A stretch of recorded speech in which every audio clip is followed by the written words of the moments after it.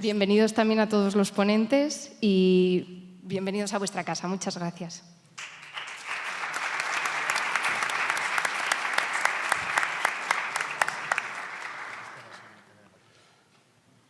Bien, buenas tardes. Estamos muy contentos de estar en el Ateneo, en esa nueva formulación que tiene, con gente tan joven y tan dispuesta. Yo, las últimas veces que venía al Ateneo, hace a lo mejor 20 o 40 años, no me acuerdo, siempre se abre el coloquio, se levantaba uno y decía, todo esto está muy bien, pero lo que pasamos, nosotros lo que pasamos en la batalla del Ebro, pero hombre, es que no estamos hablando de eso. No, pero es que no ha acabado de resolverse. Bueno, aquí no vamos a hablar de la batalla del Ebro, vamos a conmemorar, vamos a hacer una mesa redonda, unas intervenciones a propósito de que se cumplen 60 años del contubernio de Múnich, que se celebró en Múnich, como su propio nombre indica, entre los días 6 y 8 de junio de 1962. Entonces, sí, no funciona. Sí funciona, pero no se oye del todo bien. Bueno, yo estoy dispuesto... Igual un poquito más alto. ¿Se oye bien? Estoy dispuesto a cualquier cosa para que se me oiga. Bien, lo que quería decir es que estamos aquí para esa conmemoración, que han pasado 60 años, que eso va a permitir que hagamos un repaso ligero, pero solvente, a qué significó el contubernio de Múnich y a recuperar la memoria, que es muy interesante, porque a la vida española se incorporan gentes que van cumpliendo, digamos, a la vida activa, política, etcétera, que van cumpliendo la mayoría de edad, mientras otros vamos desapareciendo. Pero esa gente que llega a veces no sabe, a veces no valora, a veces no tiene en cuenta que esto no es una sucesión de adanismos, que venimos de algo que estaba ahí y que, como ha dicho un amigo mío, y es interesante verlo, que la transición, esta ahora tan denostada transición hecha por un grupo de gentuza que estaban conchavados para que nada cambiara y para que todo fuera una chapuza. Bueno, pues la transición no nos tocó en una tómbola. La transición hubo que trabajarla. La transición requirió que mucha gente diera la cara, incluso que algunos se la partieran. Yo estaba el domingo en la Feria del Libro, en la caseta 67, donde firmaba libros José Antonio Martínez Soler, un periodista un poquito más joven que yo. ¿De Doblón? Sí, el de Doblón. Al de Doblón le partieron físicamente la cara. Quiere decirse que las fotos que se le hicieron poco después de haber sido secuestrado por la Guardia Civil en el Alto de los Leones, donde simularon, entre otros, después de torturarlo bárbaramente, simularon un fusilamiento, pues ha escrito un libro que dice: la prensa libre no fue un regalo, o sea, no nos tocó, hubo que luchar por ello. Estamos hablando, cuando a este le parten la cara, estamos hablando del año 77. O sea, que queridos amigos, queridos jóvenes y jóvenes que estáis aquí, tened en cuenta que esto no fue una broma, que hubo gente como José Antonio Martínez Soler que dio la cara y que por dar la cara se la partieron. Entonces, ¿Qué es este asunto, como ahora se irá viendo enseguida, y con esto termino, del contubernio?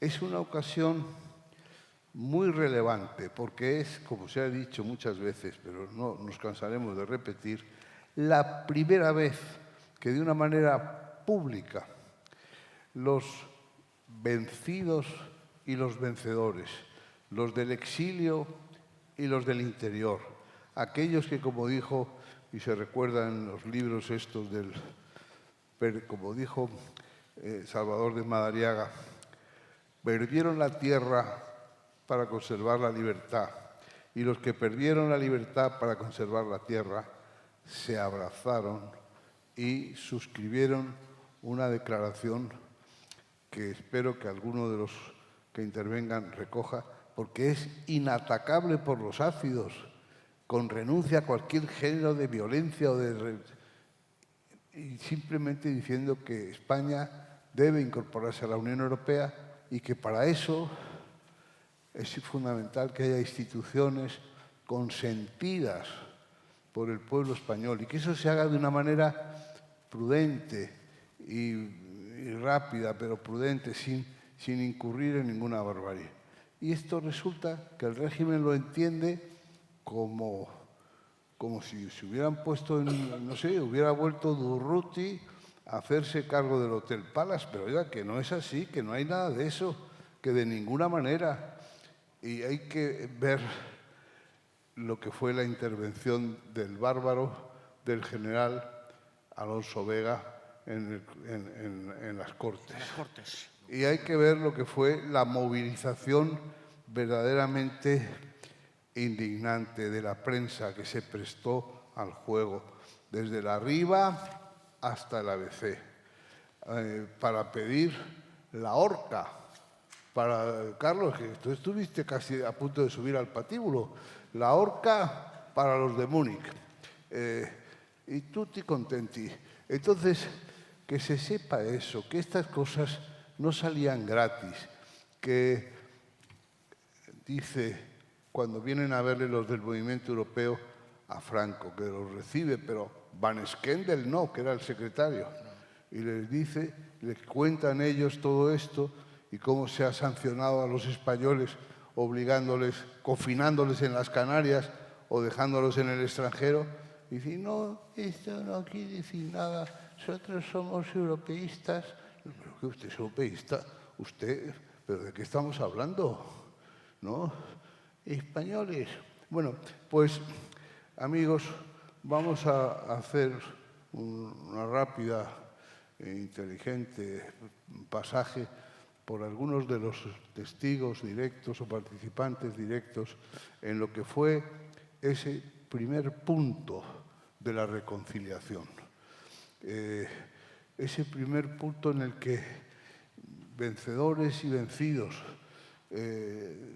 hijos de unos y de otros, se ponen de acuerdo en que hay que salir de esa incomunicación, y ponerse todos en línea para llevar adelante un proyecto de España que es de Europa y que deja, digamos, cosido para siempre la historia de la democracia, de las libertades y de Europa en nuestro país.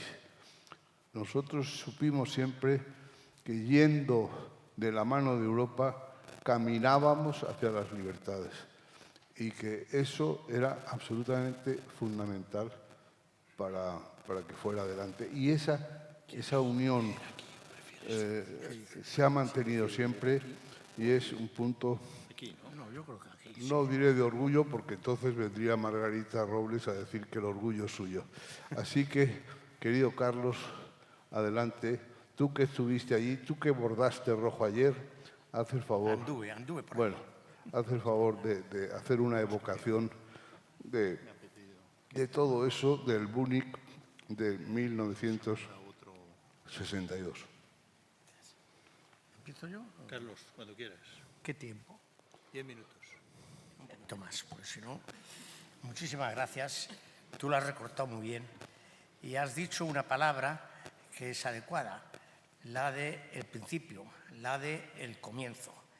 Y la verdad es que por una escritora, colega tuya, Silvia Escobar, se ha llamado la antesala. Tampoco podemos excluir ese término, de que Múnich fuese la antesala, pero ¿la antesala de qué? De un proyecto de país democrático mediante un acuerdo de las fuerzas unas y otras, o ya un acuerdo con programa y con la posibilidad de que esas líneas maestras de ese programa vayan a ser un poco el vértice de lo que es la estructura después de nuestras leyes básicas. Pues bien, un poco de eso hubo. Múnich no fue algo así como el acuerdo o el abrazo de Vergara, en la cual el dirigente de un grupo de españoles frente al dirigente de otro grupo de españoles, todos armados, se dan ese abrazo puramente simbólico, pero cada uno sigue con su ideología, cada uno sigue con su proyecto y no se hace un texto o no se hacen unas bases para que puedan convivir unos y otros, con lo cual se demostró que el abrazo de Vergara muy poco resolvió. En cambio, Múnich tiene ese carácter programático, pero un carácter programático de contenido democrático. No se insiste mucho en el documento de la Asociación Española de Cooperación Europea, elaborado en los días, me parece que fueron el 1 y el 2 del propio mes de junio del 62, en el cual se nos pedía por la Organización Internacional del Movimiento Europeo que llevásemos un texto muy corto que había asimismo de compararse y relacionarlo con el que presentarían las personas del Consejo Federal de España del Movimiento Europeo, que era la Organización Europeísta del Exterior y el Exilio, toda ella dependiente directamente del Movimiento Europeo Internacional, mientras que nosotros, la Asociación Española de Cooperación Europea, no pasábamos de ser una asociación aparentemente cultural que hablaba en términos muy generales del europeísmo porque otra cosa no se le permitía, pero que todos sabíamos que dentro de las paredes de ese edificio y de ese piso en la avenida entonces de José Antonio, hoy Gran Vía 43, verdaderamente las fuerzas democráticas, liberales, demócratas cristianos, socialistas, independientes, todos ellos, algunos también de carácter autonómico, todos ellos estaban no solo respirando, sino activando una oposición democrática al franquismo. Pero, repito, no se permitía sino un corto texto, y el corto texto, quiero recordar que hablaba de que para entrar España en Europa, lo cual era un objetivo, había que cumplir ciertos requisitos como son el respeto de las libertades. Hablar de libertades en general, y todos entendemos, se refería, lógicamente, ya existía la Carta de Derechos Fundamentales, tanto de la ONU como del Consejo de Europa, pero se refería concretamente a algo que a tantos los que vivíamos el día a día en las calles no solo madrileñas, sino de Cuenca o de Sevilla o en cualquier pueblo español, la libertad de expresión, porque el pasarte en una sola palabra, lo ha dicho muy bien nuestro amigo, el pasarte una sola palabra ya obligaba a que te hiciese un expediente, te llevasen a la Jurisdicción de Seguridad y vamos a ver ahí lo que pasa, si no es la cárcel y si no son penas peores. Carlos, si me permites, para estos amigos, voy a leer lo que decía la resolución que se presentó en Múnich, que escandalizó a esta gentuza de aquí. Decía lo siguiente: el Congreso del Movimiento Europeo reunido estima que la integración ya en forma de adhesión, ya de asociación, la había pedido Castilla en el mes de febrero de ese año, de todo país a Europa, exige de cada uno de ellos instituciones democráticas. Grave error, claro, exigir instituciones democráticas. Lo que significa, en el caso de España, de acuerdo con la Convención Europea de los Derechos del Hombre y la Carta Social Europea, o sea, el marxismo-leninismo, lo siguiente. 1. La instauración de instituciones auténticamente representativas y democráticas que garanticen que el gobierno se basa en el consentimiento de los gobernados. ¿Pero qué injuria es esta? 2. La efectiva garantía de todos los derechos de la persona humana, en especial de los de libertad personal y de expresión, con supresión de la censura gubernativa. Pero, Carlos, ¿a dónde ibais? 3. El reconocimiento de la personalidad de las distintas comunidades naturales. Ya estamos. 4. El ejercicio de las libertades sindicales. Pero bueno, sobre bases democráticas y de la defensa de los trabajadores de sus derechos fundamentales, entre otros medios por el de la huelga. 5. Y último, la posibilidad de organización de corrientes de opinión y de partidos políticos con el reconocimiento de los derechos de la oposición. ¿Tú te acuerdas, Carlos, de Salvador de Madariaga, en sus charlas en la BBC, que un día comentó la declaración del ministro de Asuntos Exteriores en la Cámara de Comercio norteamericana, donde dijo, bueno, señores, ya está bien, existen libertades sustantivas y libertades adjetivas. Y dijo, las libertades sustantivas son las de nacer, crecer, vivir, alimentarse y no sé qué, esas las sustantivas. Y las adjetivas eran la libertad de opinión, la libertad de prensa, la libertad de crear partidos políticos. Esto era, y lo que distinguía al hombre de las bestias eran las libertades sustantivas, eran las características del hombre. Y decía Salvador de Madariaga, o sea, que ya se sabe que las vacas tienen tendencia a fundar periódicos, a crear partidos políticos y a todo esto. Es que es alucinante. Carlos, perdona que te haya interrumpido, pero era para decirles a estos amigos en qué consistía esa cosa revolucionaria que pedíais en Múnich. Me alegro mucho del complemento que has hecho, porque eso me da lugar a insistir en una faceta que es la que nos hace ver el espíritu de concordia y el espíritu de apertura que dominó la reunión de Múnich.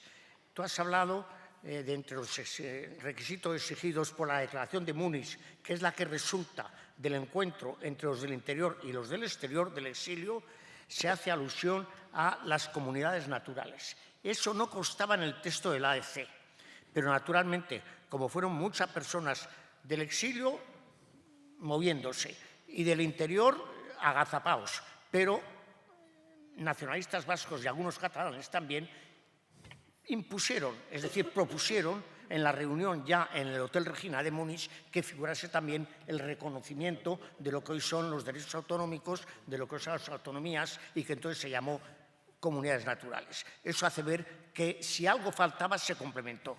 Y ya doy el salto porque también en esa reunión del Hotel Regina se discute sobre algo que es reservado para una reunión no oficial a partir de la aprobación del texto conjunto, que se logró en pocas horas, evidentemente, pues se propone a que don Joaquín Satrústegui, un monárquico liberal muy conocido que sufrió fuertemente la presión del régimen. O sea, Carlos, que había monárquicos reconocidos, gente de derecha, que formaban parte no de la anti-España, sino de España. No, y te voy a decir... O sea, había una derecha civilizada. Y había es una posible, derecha de verdad, auténtico. Y no monárquica, que habían batallado en la guerra civil al lado de los nacionales, como Jaime Miralles, como Dionisio Durejo. Pero luego se afiliaron a los vencidos. Empezaron a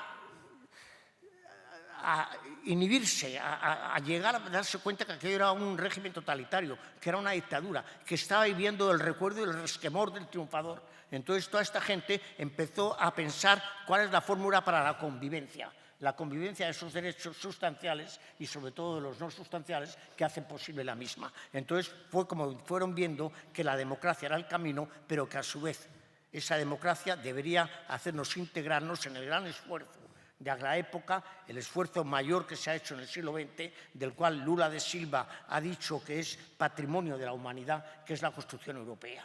Entonces, estas personas, y modestamente algunos que les acompañábamos, pensamos que efectivamente la construcción europea era sinónimo de lo que eran las libertades y de lo que era la democratización de nuestro país.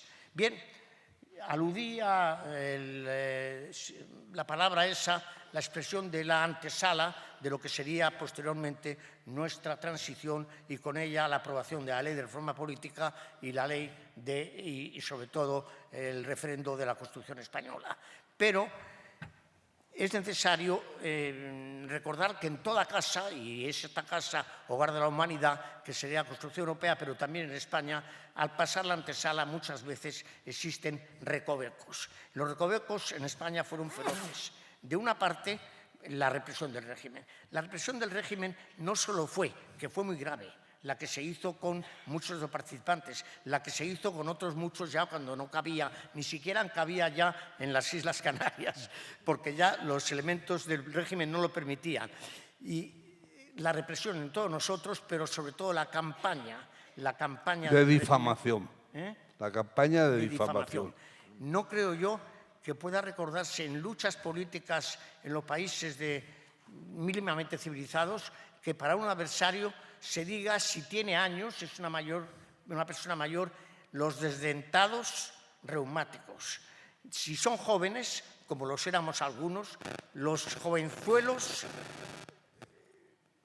de cintura arqueante o cosa así parecida. Era repugnante.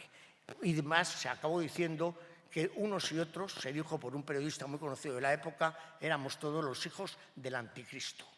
Yo nunca había pensado que llegase a tal renombre en la vida humana. Pero, en fin, una vez que se pasó ese momento tan grave al que ha hecho alusión nuestro amigo, en el que Franco justifica, y eso es gravísimo, justifica no yo la forma de gobierno o la forma o el régimen de que se trata, sino que lo que justifica la represión para él es precisamente el encuentro entre unos y otros, eso demuestra que él está viviendo del odio para mantener su poder vitalicio, que en el fondo es lo que le interesa, un poder vitalicio, un poder que le lleva a que después de Múnich y después de la represión de Múnich, después del bofetón que naturalmente le da la Unión Europea, entonces Comunidades Europeas, no permitiendo, no haciendo caso alguno de las solicitudes de un régimen de entendimiento, porque lo que fue el acuerdo comercial no pasó de 4 frases totalmente vacías de contenido, todo ello hace que la represión siga y la represión se incremente con la vida del dictador hasta el punto de que todos recordemos, pues en fin, el Consejo de Burgos, felizmente reducido, pero asimismo lo que fue de Ruano, el jefe, el muchacho Ruano, lo que fue Grumau, lo que fue Puig-Antich, lo que fueron los fusilamientos días antes de morir de 5 personas con un juicio absolutamente injusto o al menos no justificado. Por tanto, hay un pasillo con caídas verdaderamente abismales. Pero una vez que ya llega el momento del fallecimiento del dictador, sin el fallecimiento no habría cambiado el régimen, efectivamente, porque era totalmente vitalicio, era patrimonial. Era un régimen patrimonial. Una vez que ocurre esto, no podemos negar que la transición mediante la aprobación de la Ley de Reforma Política, el refrendo total de la magnífica Constitución española y pactos económicos muy importantes y necesarios y importantes como los pactos de Moncloa, ya llega a saberse que el objetivo de todos nosotros es el ingreso en Europa. El ingreso en Europa nos hace ver que el pasillo también tuvo sus recovecos porque no fue fácil. Todos recordemos las dificultades presentadas por los franceses, los agricultores franceses, verdaderas intrigas, verdaderas zancadillas, y que muchas de ellas, se puede decir, tras un larguísimo y enorme esfuerzo por parte de las autoridades democráticas españolas y también de algunas de otros países, no solamente franceses, se llega a un acuerdo que se vislumbra desde una reunión privada entre nuestro ministro de Asuntos Exteriores y Fernando Morán y el de Francia, entonces... Claude Cheysson. Claude Cheysson. No, es Dumas. No me acuerdo cómo se llama el nombre, es Dumas, en la casa de Dumas, en el sur de Francia. Allí se reúnen durante 2 días seguidos, los 2 matrimonios ahí están, comiendo a bocajarro lo que pueden para llegar a un acuerdo, y efectivamente ese acuerdo ya se llega al cabo de los 2 días, y es el momento en que puede decir Fernando Morán que España ya está en su sitio, España en su sitio. Y yo creo que sí, que en su sitio llegó, y llegó con verdaderamente la puerta muy abierta, porque desde mediados del mes de junio de 1975 hasta enero de 1986, en que se ratifica y se hace efectiva, entra en vigor el ingreso de España en Europa, hay una preparación y hay un empuje por parte de los españoles que dieron lugar al asombro por parte de muchos, no solamente funcionarios, sino parlamentarios, etcétera, los cuales decían, pues caray, aquí han llegado los teutones del sur, porque la gente trabaja como nadie. Y esto es de recordar que España aportó, nada más ingresar, aportó dos medidas verdaderamente revolucionarias, pero positivas en la construcción europea. De una parte, el estatus de la ciudadanía europea, el que por el hecho de ser nacional de un Estado miembro goza de una situación que no reduce, no deniega, pero que hemos visto complementa la condición de ciudadano de la Unión Europea, lo cual da lugar a toda esa serie de libertades de residencia, de inmigración, etcétera, todas ellas que son verdaderamente constructivas. Y luego, Carlos, los fondos estructurales. La segunda parte, los fondos estructurales. La segunda cosa que se aporta. El fondo de cohesión, junto al fondo agrícola, los fondos de ayuda agrícola y algún otro y regional, lo que ofrece el gobierno de entonces español es el fondo de cohesión, el cual, por principio, tomando de lo que es la idea federal de que hay autonomía de cada uno, que hay participación conjunta, pero que hay solidaridad, es la manera de que aquellos que se encuentren en una situación, tal como se utiliza hoy en día en el lenguaje, vulnerable, estén ayudados mediante un fondo fijo de cohesión que evidentemente ha ayudado mucho a España, pero ha ayudado mucho a otros países. Carlos, con ello podríamos seguir interminablemente, pero parece que una vez que hemos llegado al salón, tras la antesala, podemos decir que España sigue en la Unión Europea, sigue batallando como nadie por el perfeccionamiento y por el empuje de sus instituciones, y los que estuvieron en Múnich, y los cuales quiero hacer un recuerdo muy especial a los que nos faltan, y quiero saludar a las hijas, hijos y parientes de todos aquellos que tanto hicieron en el contubernio de Múnich, los que no fueron sino un mero complemento, como fui yo, pues creo que debemos rendir homenaje y que España recuerde, por lo menos cada 10 años, lo que fue aquello. Muchas gracias.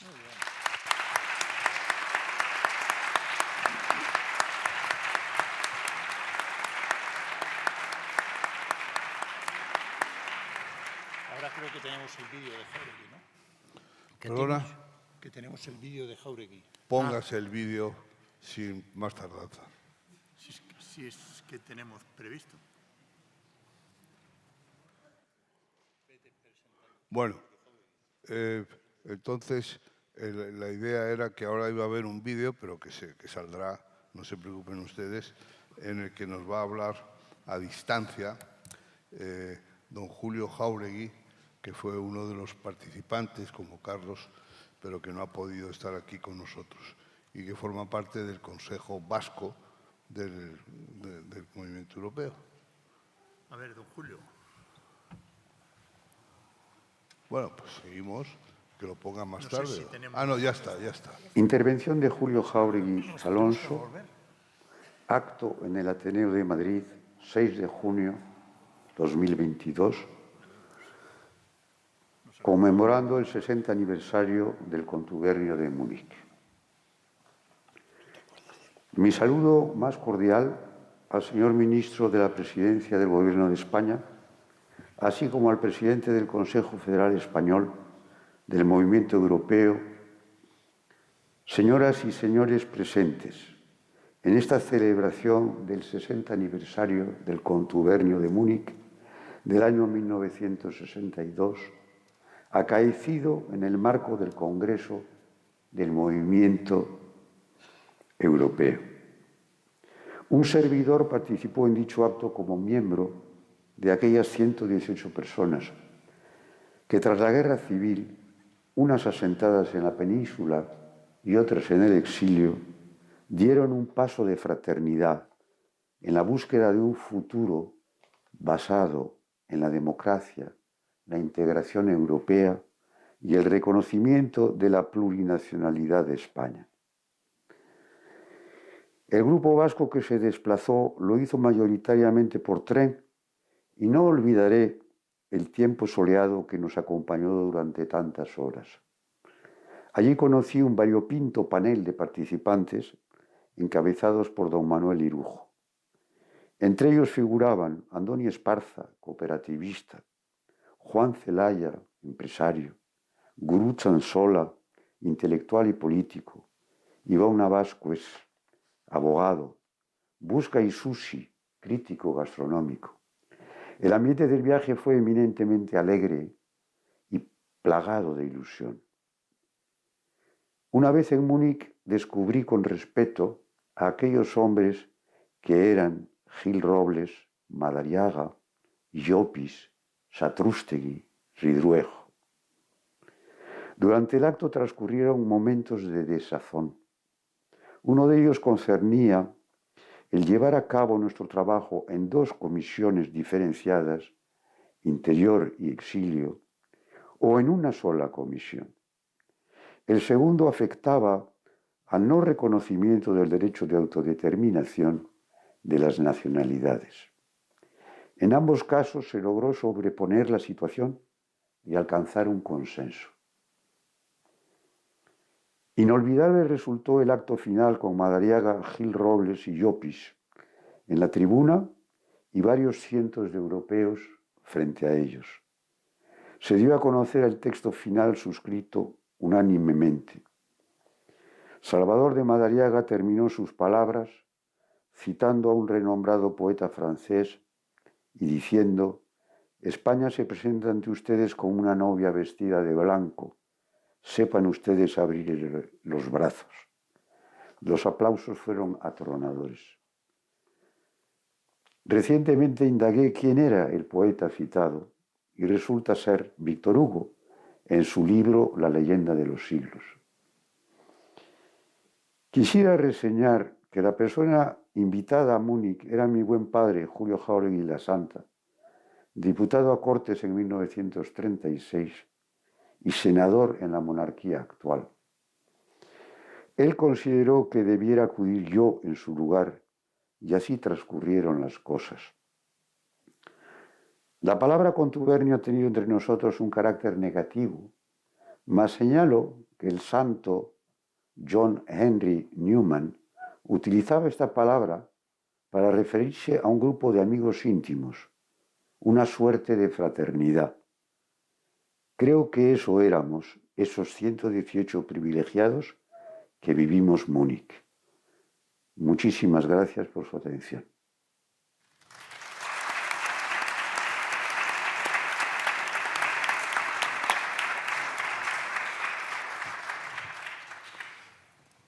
Entonces, si te parece, Pachi, continuamos con los que están en la mesa. Entonces, le voy a dar la palabra a Laura Baeza, o cómo lo tenías previsto. El orden creo que era al revés, pero no. Al revés, pues al revés. El primer momento le doy la palabra a doña María José Álvarez de Miranda, hija de Fernando Álvarez de Miranda, que ustedes conocen, que después tuvo una larga y brillantísima carrera política, que fue presidente de las Cortes, del Congreso de los Diputados y otras muchísimas cosas.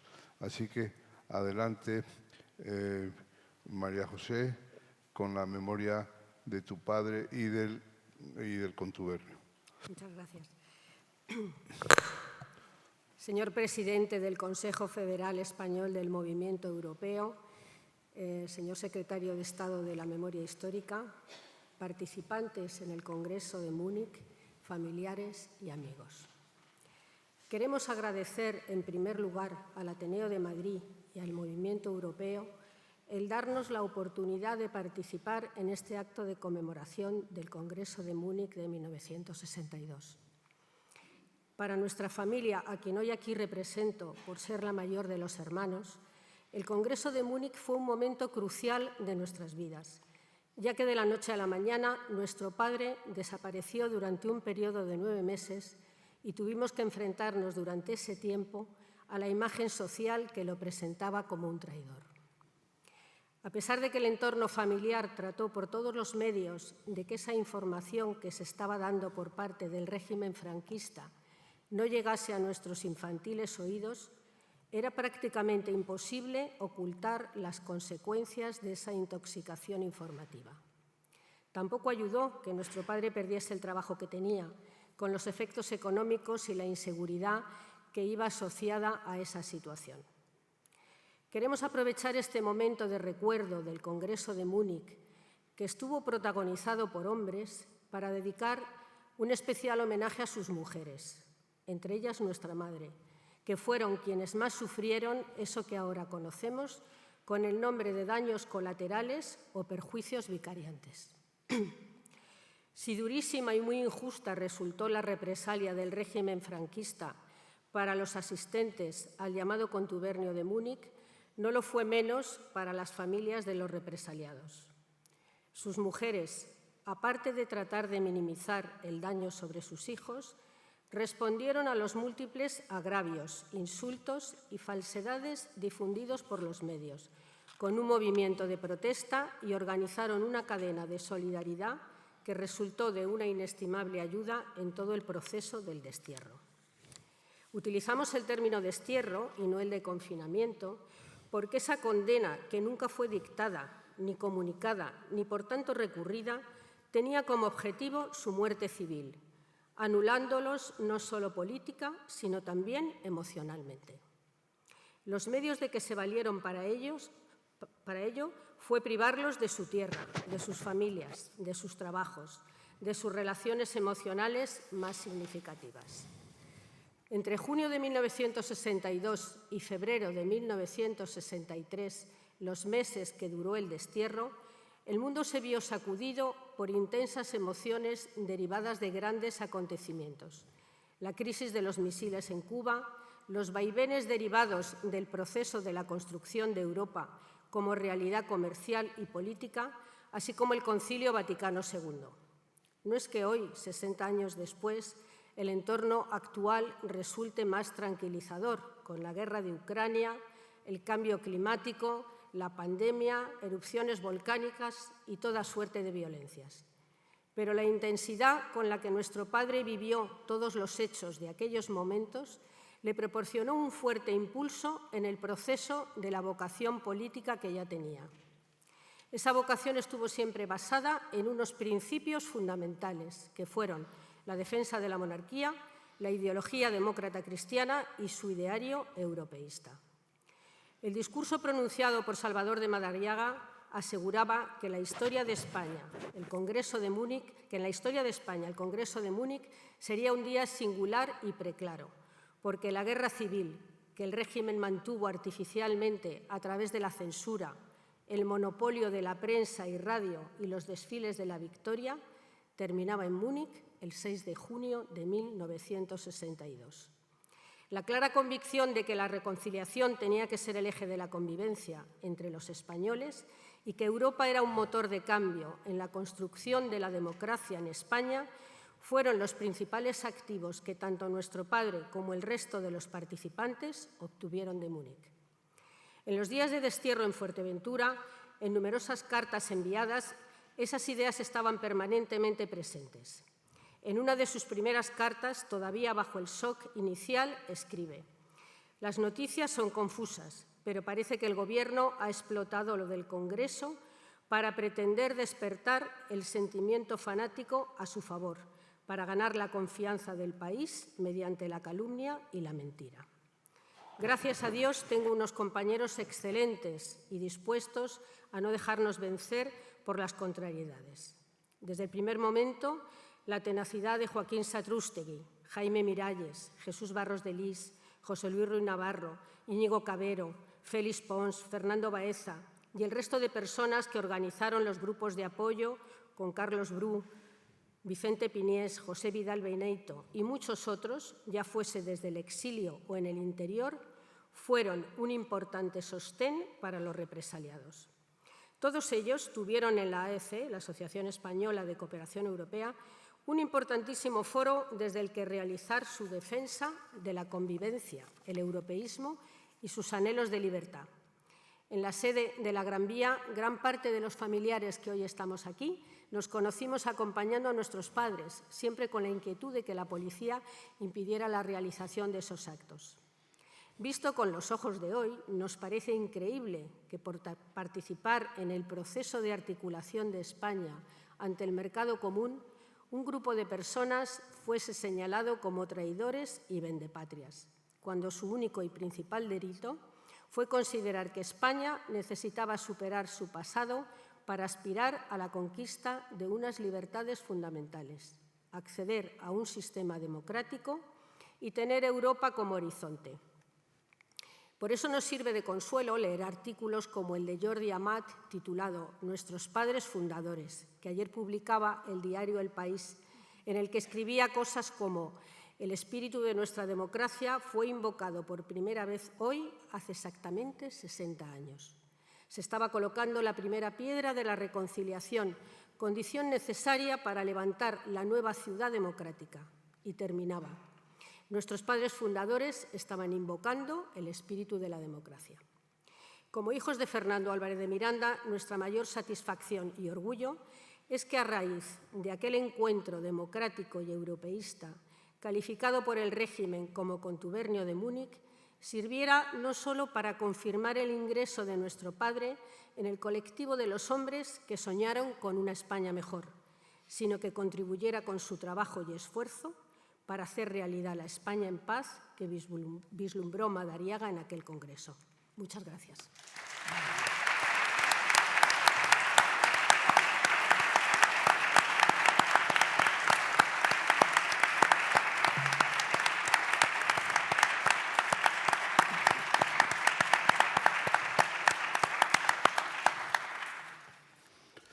Muchísimas gracias por el testimonio que has dado, por cómo lo has expresado en tu nombre y en el de todos tus hermanos, y también porque Fernando fue un ejemplo de eso que ahora parece inexistente, pero que si no existiera tendríamos que inventar, la derecha civilizada.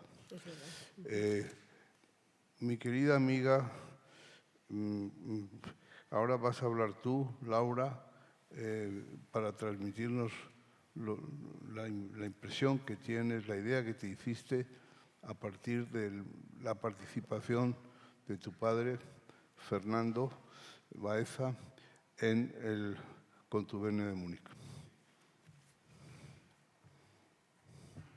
Presidente del Consejo Federal del Movimiento Europeo, querido Carlos Bru, secretario de Estado de Memoria Democrática, señor Aguilar, María José Álvarez de Miranda, muchísimas gracias por haberme invitado a celebrar o a conmemorar más bien este 60 aniversario del contubernio de Múnich en este escenario magnífico del Ateneo de Madrid, del que tengo el honor de ser socia reciente. O sea que me siento muy honrada de poder estar aquí hoy dirigiéndome a vosotros para hablar del contubernio. El impacto que tuvo el contubernio en mi familia lo he relatado ya, lo encontrarán en el libro que ha publicado el Movimiento Europeo. Fue un impacto muy importante. María José lo ha relatado hoy. La solidaridad que hubo entre los pertenecientes a todas estas asociaciones que se movían alrededor de estos europeístas, idealistas de todas las tendencias políticas, fue importantísimo para poder sobrevivir tanto económica como, sobre todo, moralmente.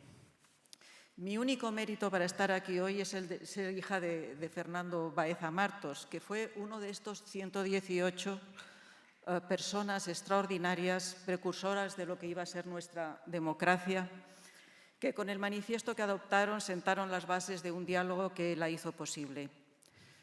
Para preparar esta intervención he refrescado mi memoria leyendo el magnífico libro que se publicó con motivo del 25 aniversario, llamado Cuando la transición se hizo posible, con un equipo editorial dirigido por Joaquín Satrústegui. En aquella época, gran parte de los 118 estaban todavía vivos y sobrecoge y emociona leer sus testimonios. Uno de los puntos que me han llamado más la atención es que solo unos pocos de los que fueron a Múnich tenían un propósito concreto y definido acudiendo a esta reunión. Para la mayor parte el propósito era más bien difuso, siendo plenamente consciente, sin embargo, que era importante estar allí en aquel momento. Y me refiero a los testimonios que he leído. Algunos lo teníais muy claros, otros no lo tenían tan claro. Mi padre, Fernando Baeza Martos, que en aquella época tenía 42 años, carecía de pasaporte y tuvo que atravesar 3 fronteras clandestinamente en compañía de Antonio Villar, José Suárez Carreño y Dionisio Rudrejo. Pepín Vidal les conducía en su coche entre frontera y frontera. Tardaron 3 días, pero llegaron. Y pudieron observar la lógica confrontación entre 2 percepciones muy diferentes sobre cómo podía evolucionar nuestro país, que paradójicamente no era una diferencia entre ideologías, sino más bien entre los españoles del exilio y los españoles del interior.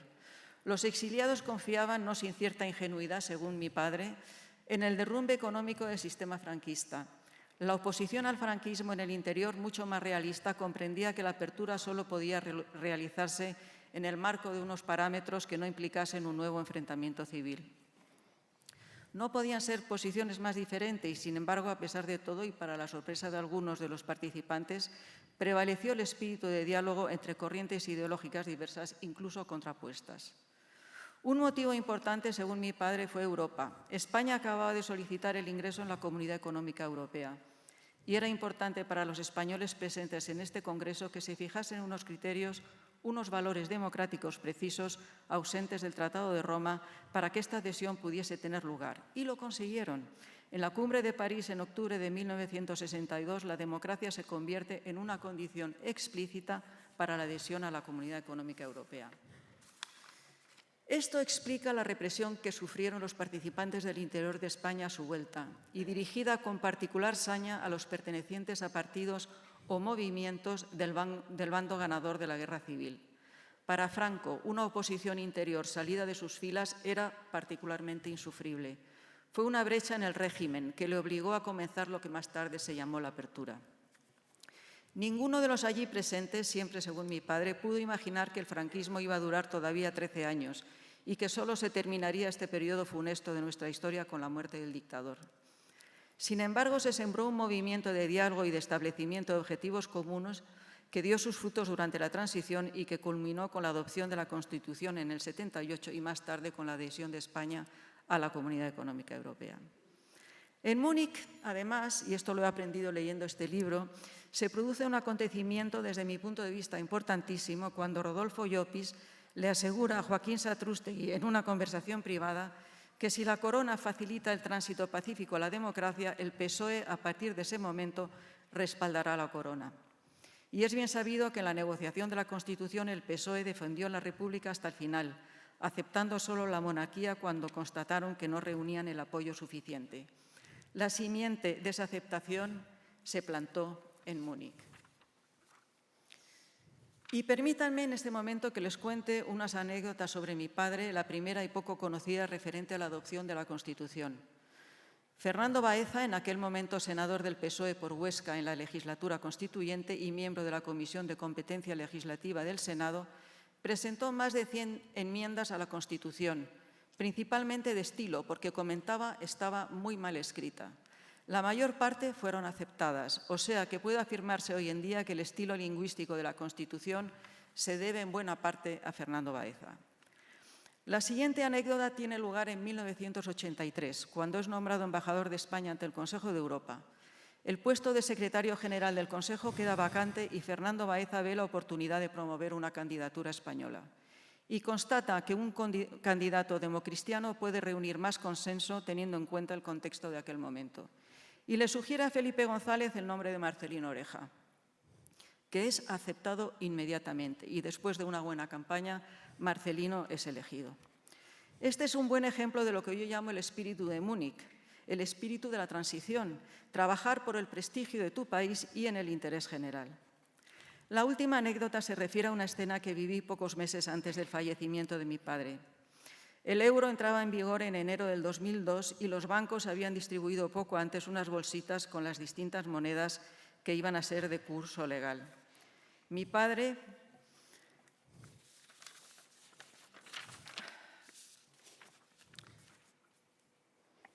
Perdonad, pero estoy un poco perdida. No, la última es esta. Que no, que esto ya está. Perdona, es que lo he impreso recto verso y esto se presta a la confusión. Así, mi padre lo recuerdo perfectamente en su biblioteca, sacando las moneditas una por una de la bolsita y observándolas con atención casi religiosa. Era otro de sus sueños hecho realidad 40 años después. Es una de las anécdotas de los 118. ¿Cuántas podrían contarse si nos dedicásemos a investigarlas uno por uno? Todavía no se ha hecho y ya han desaparecido casi todos. Desgraciadamente, hoy hemos tenido la fortuna de escuchar el testimonio de 2 de ellos. Pero pronto mi generación, la generación de los hijos, también se habrá ido, porque ya somos mayores. O sea que hay que, si se quiere hacer esto, conviene hacerlo pronto, es decir, intentar recopilar unas pequeñas biografías de estos 118 participantes al contubernio de Múnich. Y hay otra cosa que yo, que he vivido 30 años en Bruselas, me ha sorprendido mucho, porque todos estos 118 que fueron precursores de la democracia española, Carlos ha hablado de la antesala de la democracia española, de la transición española, hicieron posible la transición en mayor o menor medida, pero vamos, está clarísimo, ¿eh? Empiezas a mirar y los grandes protagonistas de la transición, muchos de ellos estuvieron en Múnich.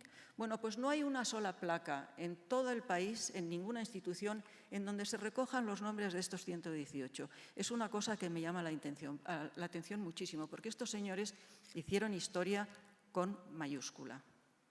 O sea que aquí se lo sugiero al secretario de Estado aquí presente, a ver si pudiera hacerse en este año, que es el 60 aniversario, que no esperen, por favor, al 70 aniversario.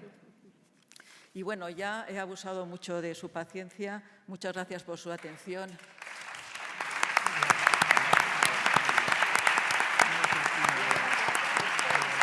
Muy oportuno. Muy bien, además.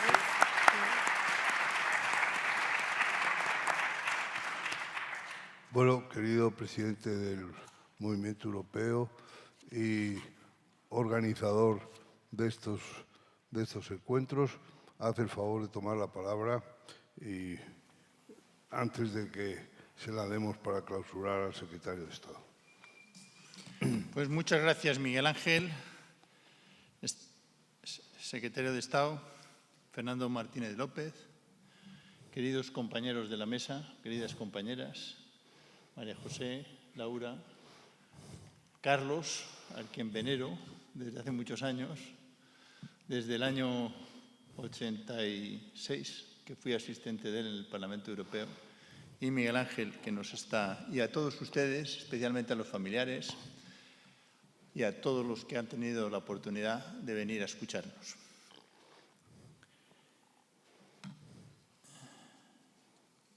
Me dirijo a ustedes como 10º presidente del Consejo Federal Español del Movimiento Europeo.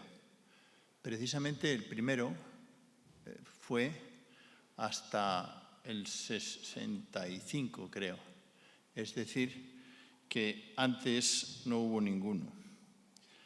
Nos sentimos especialmente honrados por poder celebrar este 60º aniversario de esa importante efeméride, que es verdaderamente llamativa, en este fantástico lugar, del que yo también soy miembro, que es el Ateneo. Y esperamos que siga teniendo repercusión después de tantos años. Con este acto comenzamos un conjunto de actividades que vamos a realizar a lo largo del año. Una de ellas, la celebración en Múnich, con sus autoridades y con la Embajada de España en la ciudad alemana y el Instituto Cervantes. Otro de ellos es la publicación del libro que está encima de la mesa, El contubernio de Múnich, donde los que están en primeras filas han sido autores, más de 50, especialmente hijos y familiares de los que estuvieron en Múnich, y que está editado por Catarata hace una semana, y que tienen ustedes también la posibilidad de adquirirlo ahí fuera. Y tendremos una presentación especial para ese libro. También tenemos encargado por la conocida directora Pilar Pérez Solano un documental que también nos ha facilitado su financiación la Secretaría de Estado de Memoria Democrática. Y la presentaremos en el mes de septiembre junto con otro conjunto de actividades. Por ello, quiero dar las gracias por su ayuda a todos los familiares y amigos de los participantes en el Contubernio de Múnich, así como al Ateneo de Madrid y a la Secretaría de Estado para la Memoria Democrática por la ayuda que nos ha prestado desde el principio. Como bien se ha explicado por las intervenciones anteriores, el denominado por el régimen de Franco Contubernio de Múnich fue un acto singular y sin precedentes, que incidió de forma sustantiva en el devenir de la oposición democrática al franquismo, tanto del interior como del exterior, y que supuso el encuentro, por primera vez, entre los demócratas que se encontraban en el régimen, que en gran medida habían ganado la guerra, con los demócratas del exterior que la habían perdido. Fue la primera manifestación de un acercamiento y encuentro entre ambos bandos. Por ello, se considera este hito como el comienzo de la reconciliación entre los españoles después de la Guerra Civil. A partir de entonces, y especialmente gracias a la represión que sufrieron los que asistieron a la reunión en la ciudad bávara, se consolidó la solidaridad entre ellos y se mantuvo una relación estrecha entre ambos bandos, que después de muchas vicisitudes, 14 años después, dio origen a la transición política, donde, como ya ha dicho Carlos Bru, nuevamente el movimiento europeo jugó un papel relevante en la misma, y donde incluso en nuestra sede de la calle Gran Vía 43, que había sido la sede de la Asociación Española de Cooperación Económica, tuvieron lugar muchas de las reuniones de la Junta y la Planta Junta que darían pie a la transición democrática y posteriormente a la Constitución de 1978. También, a partir de esa fecha, se unificaron ambas asociaciones, la Asociación Española de Cooperación Europea y el Consejo Federal Español del Movimiento Europeo, que se había creado en 1948 en el exilio en la sede del Gobierno vasco en París, de 1949, donde hoy también existe una placa conmemorativa de aquel lugar en la Rue Masó. El contubernio se convocó por parte de José María Gil Robles y Quiñones, presidente de la ACE, y Salvador de Madariaga, presidente del Consejo Federal Español del Movimiento Europeo, a invitación del Movimiento Europeo Internacional, del secretario de la misma, el belga Van Stendel, y de su presidente Edgar Faure. Asimismo, jugaron un papel central en la celebración del mismo y en su organización Pepín Vidal, está aquí su viuda, bajo el seudónimo del señor Zavala, y se encuentra con nosotros, y Enrique Adroel Gironella, cuyos valiosos archivos están en nuestra sede actual. Posteriormente, en la reunión celebrada entre los días 5 y 6 de junio del 62, se adoptó la importante resolución que ha leído Miguel Ángel Aguilar, que ha servido de guía para el entendimiento posterior en el seno del movimiento europeo. Los del interior defendían la monarquía y habían decidido no ceder en este aspecto. Los del exterior abogaban por la República y tenían claro que era un punto completamente innegociable. Sin embargo, desde el primer momento en que tuvieron oportunidad de hablar, incluso de abrazarse entre ellos, establecieron que este tema no se tocaría y que sería posteriormente, una vez lograda la democracia y convocadas las elecciones, cuando se debatiría esta cuestión.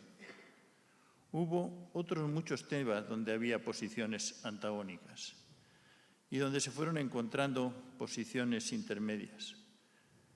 Se ha hecho referencia antes al tema de que los vascos exigían bueno, no se ha dicho, pero estaba implícito, el derecho de autodeterminación que defendían algunos de los asistentes vascos, que finalmente terminó con el reconocimiento de las comunidades naturales. Esta reunión fue presentada al día siguiente por Salvador de Madariaga en el seno del 4º Congreso del Movimiento Europeo Internacional, el día siguiente, el 7 y 8, donde participaron, según fuentes del propio Carlos Bru, cerca de 2.000 asistentes de todos los países y personas muy relevantes, entre otras el propio Schuman, Altiero Spinelli, Paul Henry Spaak y otros muchísimos. Es importante recordar que el tema central del 4º Congreso del Movimiento Europeo Internacional era la elección directa por sufragio universal de los diputados al Parlamento Europeo, en lugar de como hasta entonces se venía realizando por designación de los Estados. Como es sabido, esto, sin embargo, tardó muchos años en ponerse en práctica. Las primeras elecciones europeas por sufragio universal fueron en 1979. Por tanto, hemos de tener en cuenta que fue Europa e incluso la profundización sobre el proyecto europeo lo que supuso el lugar de encuentro entre los españoles. Debemos considerar qué enseñanzas podemos extraer de esta efeméride cara al presente, incluso al futuro. A mi juicio, en primer lugar, desde luego, el reconocimiento de las personas que allí estuvieron. La idea de Laura de que se haga en algún sitio una placa conmemorativa me parece una idea muy precisa. Estuvieron debido a su audacia, a su capacidad de entendimiento, a su cierta flexibilidad, sin renunciar a sus valores comunes, y a poner en marcha un proyecto que todavía hoy está vivo y que queremos que continúe en el futuro. En segundo lugar, la relevancia de la sociedad civil organizada, ya que en un lugar como el actual, me refiero aquí el Ateneo, no hace falta recordar que fue la sociedad civil en el Congreso de La Haya en 1948, en el momento en que precisamente se crea el Movimiento Europeo Internacional y nuestro Consejo Federal un año después. Por tanto, hay que recordar que fue la sociedad civil la que puso desde este año en marcha el proyecto europeo, cuestión que muchas veces se olvida. Si bien es verdad que fue a partir de 1951, los Estados miembros, liderados por aquellas personas que habían participado 3 años antes en La Haya, las que comienzan a hacer rodar la Unión Europea, que hoy conocemos, y fue concretamente en aplicación de la Declaración Schuman de 1950 que estuvo en esa reunión. Hoy la sociedad civil sigue siendo importantísima y en una situación como la actual, tras la guerra de agresión rusa a Ucrania, el movimiento europeo, como parte de la sociedad civil organizada europea y nacional, debe jugar un papel fundamental, tal y como ha puesto de relieve de manera muy acertada Miguel Satrústegui en el capítulo del libro que presentamos concretamente en su página 85. En tercer lugar, Europa como eje central donde el movimiento europeo sigue estando presente en su profundización. He tenido oportunidad, como presidente del Consejo Federal Español del Movimiento Europeo, de participar en la conferencia sobre el futuro de Europa. Y ahora seguimos desde el Movimiento Europeo Internacional la solicitud del Parlamento Europeo el pasado 4 de mayo por 453 votos, es decir, más del 60% de la Cámara, y el apoyo de los 4 principales partidos, convocar la tercera Convención Europea. Acabamos de conocer esta mañana que la Comisión Constitucional del Parlamento Europeo ha puesto ya el calendario y será el 9 de junio cuando se ponga en marcha la solicitud siguiendo los aspectos preceptivos. Y tenía algunas ideas más que quería comunicarles. Pero dado que el tiempo se nos echa encima, debo decir que desde la Comisión Ejecutiva del Consejo Federal Español del Movimiento Europeo y de los presidentes de los distintos consejos territoriales que están aquí, varios de los 14 pertenecientes, somos conscientes de que el movimiento europeo en la actualidad no tiene la repercusión que tuvimos hace 60 años. Podemos asegurar que lo estamos intentando, pero necesitamos la participación más activa de la sociedad civil, gente como ustedes, y de la opinión pública, que desgraciadamente en la actualidad está bastante de espaldas del proyecto europeo, para hacer frente a los nuevos desafíos, siguiendo la senda de los participantes en el contubernio de Múnich. Muchas gracias.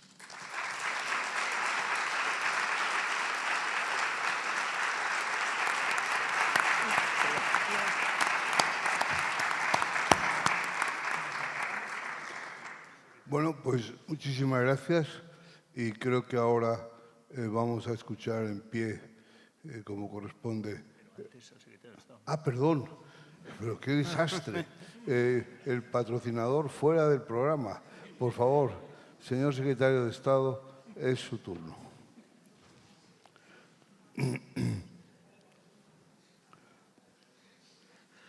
Bueno, buenas tardes a todos y a todas. Presidente del Consejo Federal del Movimiento Europeo, muchísimas gracias por el esmero en impulsar la conmemoración. Muchísimas gracias al Ateneo de Madrid por la acogida que da a esta conmemoración del 60 aniversario del cuarto Congreso del Movimiento Europeo, conocido como llamado por el contubernio de Múnich, que pone de una manera clara las bases, como aquí se ha puesto de relieve, las bases de lo que va a ser la futura democracia. Muchas gracias, Miguel Ángel, por la conducción de este acto. Muchísimas gracias, Carlos, por tu intervención, a María José, a Laura, por vuestros testimonios. Yo creo que reflejan claramente el espíritu y el alcance de lo que supuso el llamado contubernio de Múnich hace 60 años. Muchas gracias, por tanto, también a todos los hijos e hijas de los participantes en el Congreso de Múnich que estáis presentes. Muchas gracias a los embajadores que nos acompañan y muchísimas gracias a todos los que nos acompañáis esta tarde aquí para recordar, hacer memoria del llamado contubernio de Múnich. Hace así como un año y medio se acercó por mi despacho el buen amigo Patxi Aldecoa para presentarme unas ideas sobre por dónde podría ir la conmemoración del 60 aniversario. Os tengo que decir que no tuvo que convencerme, porque claramente estamos convencidos de que el contubernio de Múnich es una pieza importantísima de lo que es la historia de nuestra democracia y de lo que es la memoria democrática. Y no solamente por la trascendencia que puede tener el acto, los acontecimientos desde el punto de vista histórico, sino porque desde el Ministerio de la Presidencia, Relaciones con las Cortes y la Memoria Democrática, estamos impulsando todo este tipo de acontecimientos para que no se pierdan en el olvido, recuperarlos del olvido. Hace poco hacíamos también la conmemoración del cierre del diario Madrid. Dentro de poco haremos también la del 50 aniversario del 1001 o haremos también, como comentaba hace unos meses, haremos también una gran exposición el próximo año dedicado a la historia, en este caso del movimiento estudiantil antifranquista. En esa reunión que tuve con Patxi Aldecoa, él me recordaba cuáles eran los objetivos fundamentales del movimiento democrático europeo. Me decía que se fundaba fundamentalmente en la creación de una Europa unida y federal y me decía que ese movimiento anclaba especialmente en los principios de la paz y la democracia, en el principio de la libertad, en el principio de la solidaridad y en el principio de, en este caso, los derechos humanos básicos.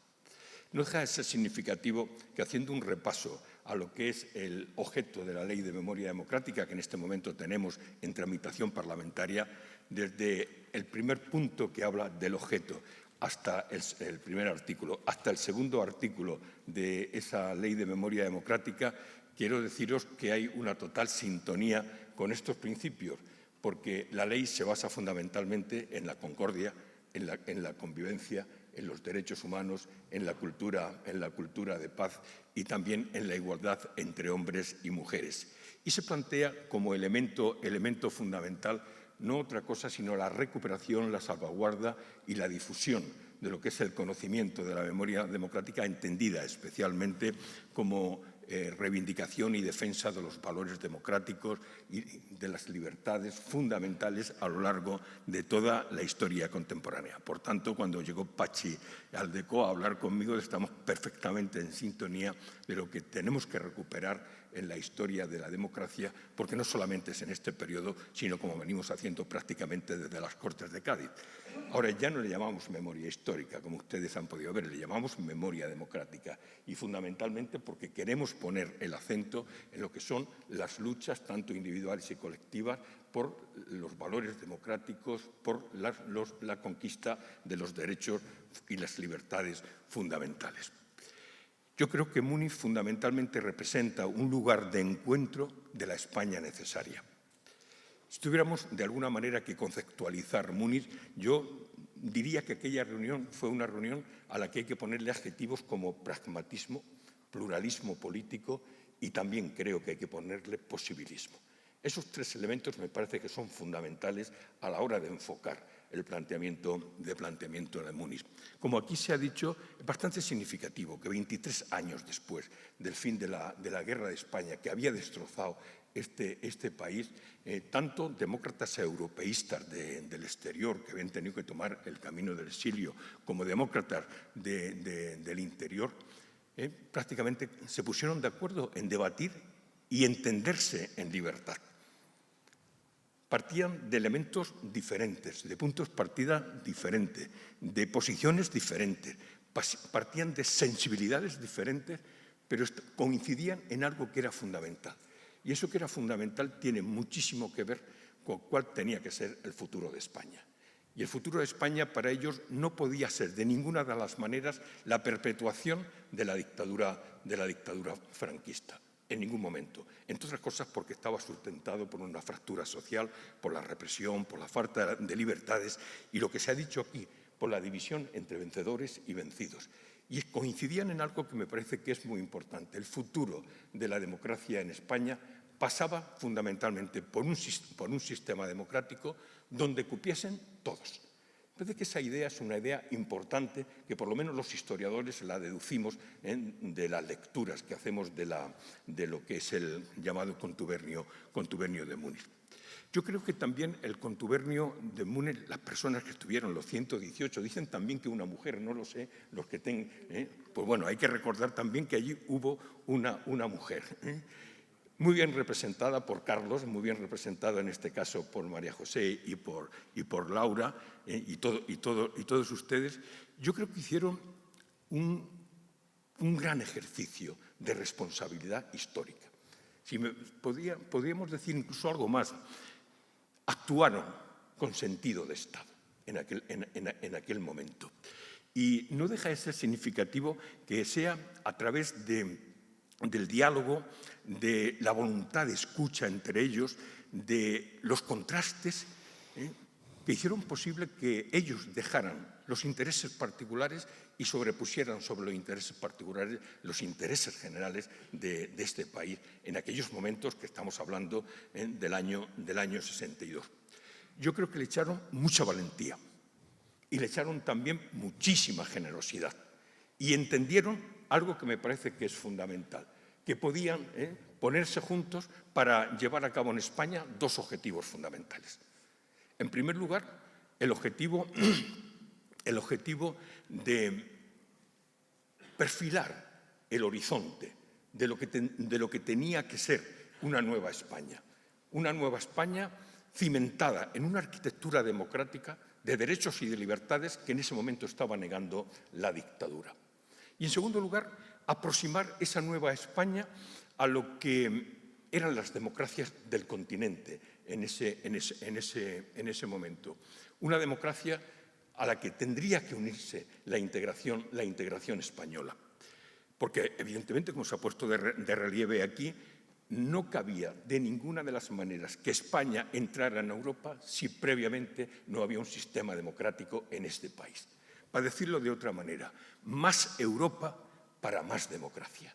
Me parece que son elementos claves que hay que tener en cuenta a la hora de hablar del contubernio. Aquellos demócratas europeístas, yo creo que hicieron posible abrir el camino a la libertad en nuestro país. Pero tuvieron que pagar un precio. Y tuvieron que pagar el precio, como se ha puesto de relieve, de sufrir el exilio, de sufrir el destierro, en Fuerteventura se hablaba de las islas, etcétera, de sufrir el odio, de sufrir las amenazas, de sufrir los insultos y de estar las familias estigmatizadas. Estigmatizadas. Parece que no tiene importancia, pero tiene una gran importancia esta cuestión. Y les puedo indicar que estos precursores consiguieron sus aspiraciones. Porque 15 años más tarde, en España, se proclamaba la Constitución del 78. Y 2 décadas más tarde, un poquito más, entramos en Europa. Es decir, Constitución bajo esa idea tan clave de la reconciliación, del consenso y la reconciliación, se conseguía 15 años después. Y en el año 86 la entrada en Europa.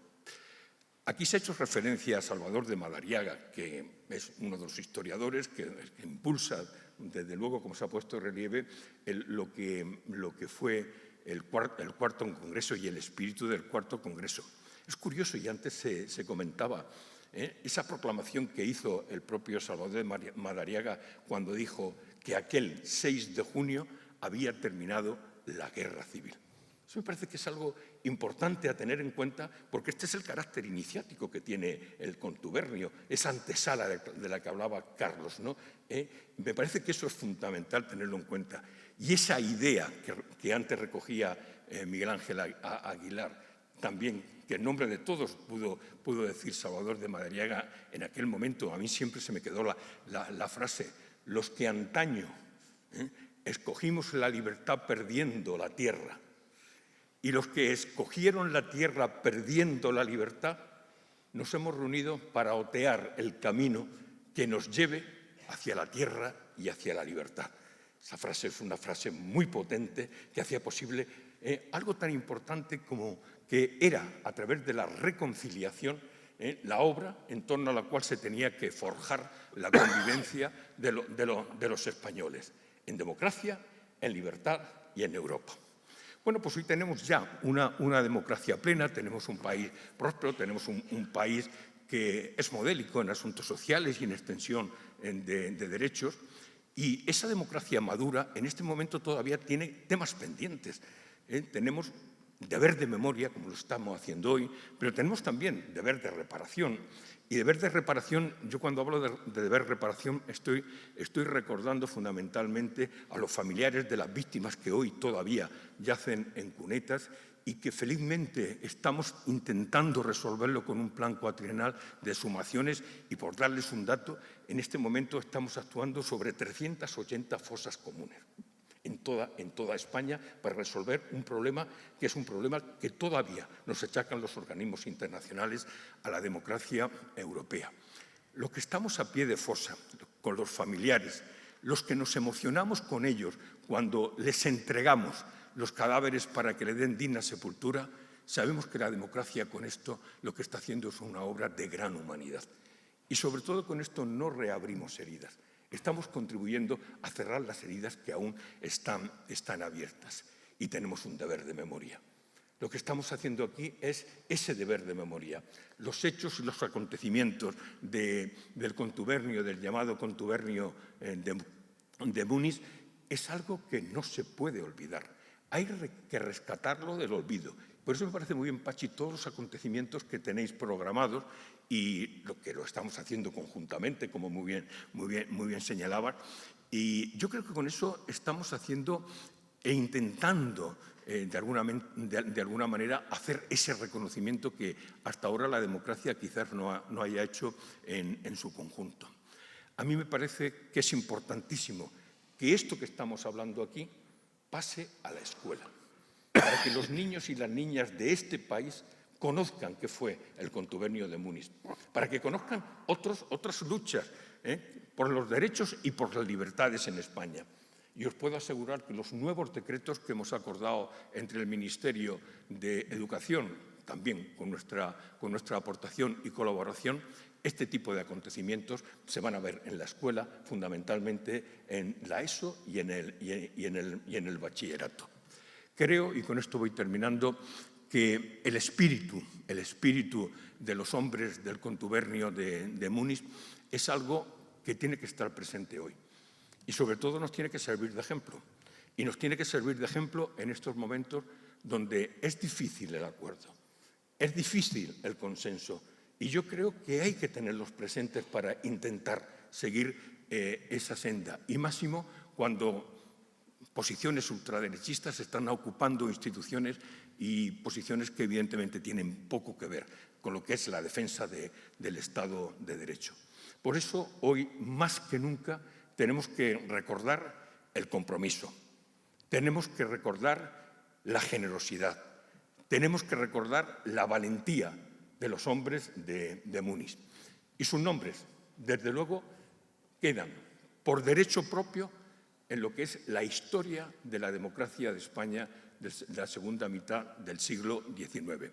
Desde luego, que sepan todos ustedes, que sepan los hijos, los familiares, que el Gobierno de España tiene un gran reconocimiento, y quiero trasladárselo en esta intervención, y una gran gratitud con lo que supuso el esfuerzo, la valentía, el compromiso y la generosidad de aquellos hombres que en ese momento se jugaron mucho, pero que evidentemente pusieron los primeros pasos para lo que hoy felizmente estamos disfrutando, que es una democracia plena. Nada más y muchas gracias.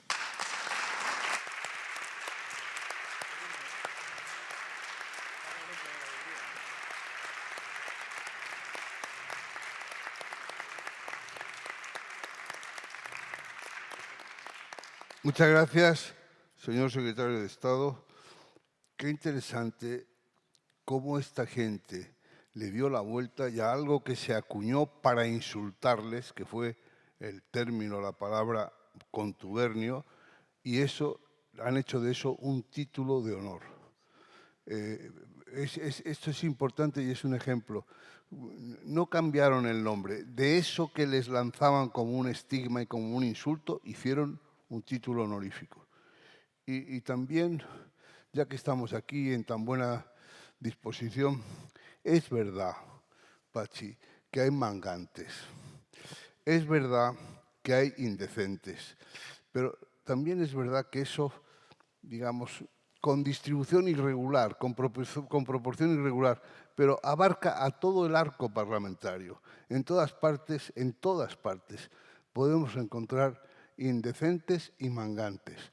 Pero como dijo el poeta Pedro Salinas, en aquella poema dirigido a su amada, quiero sacar de ti tu mejor tú. Vamos a ver si conseguimos sacar de todo el arco parlamentario lo mejor.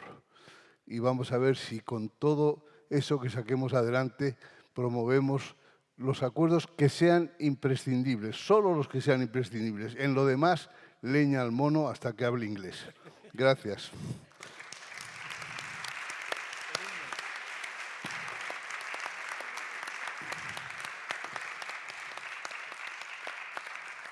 En pie vamos a escuchar el himno de Europa.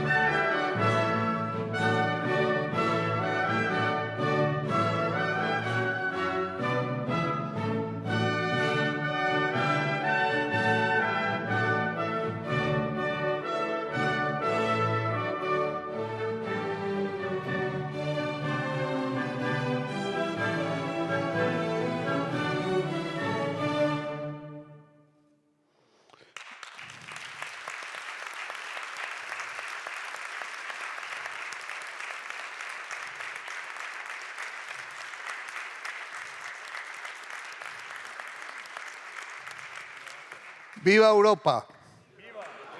¡Viva Ucrania libre!